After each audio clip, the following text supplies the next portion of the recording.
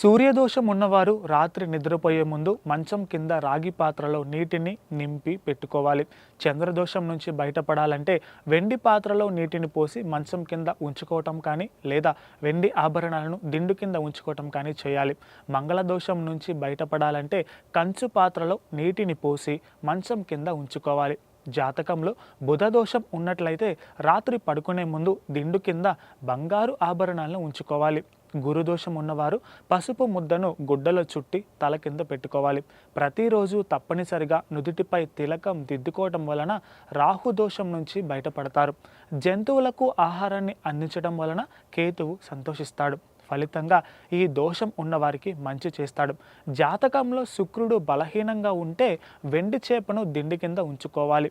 నీలం రంగు రత్నాన్ని దిండు కింద ఉంచుకోవటమో లేదా ఇనుప పాత్రలో నీటిని నింపి మంచం కింద ఉంచుకోవటమో చేయటం వలన శనీశ్వరుని దోషం నుంచి బయటపడతారు.